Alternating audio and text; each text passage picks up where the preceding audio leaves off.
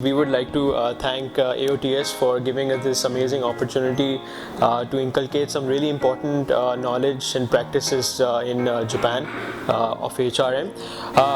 The best points that we believe are as follows. The trade unions concept in Japan as compared to Pakistan, where trade unions are they have political affiliations.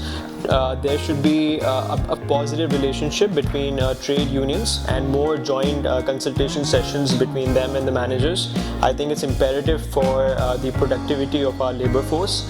The other one was inclusive management.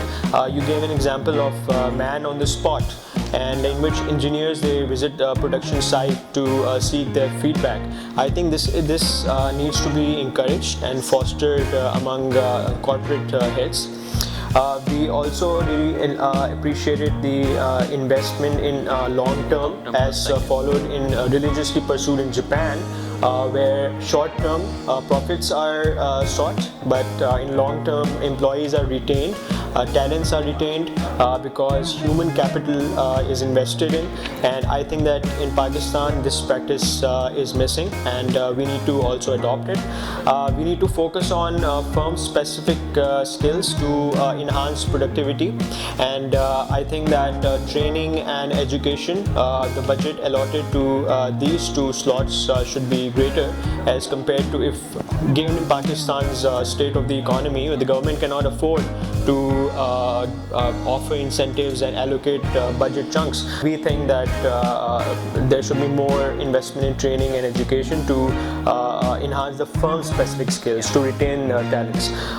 The good practices of 5S and Kaizen, it's already gained insurgence in Pakistan, and it's being hotly pursued. I think it's gaining some prominence and gain some ground, but in small medium enterprises, I think this practice is still uncommon, and we need to widely adopt it.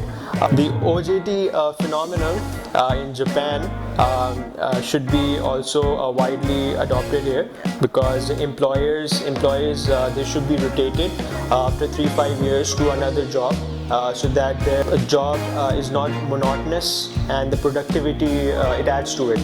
And so we think that non-monetary should be more, because ideas like memberships, club memberships, gym memberships, they increase your work-life balance, your health. We think that couples should be given more incentives in Japan. This is a new suggestion from our side for every next child that is born.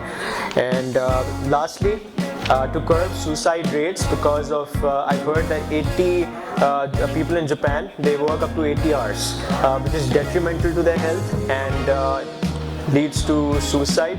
I think to curb that, there should be facilitation centers and industry-specific facilitation centers where psychologists would offer consultation. Thank you very much.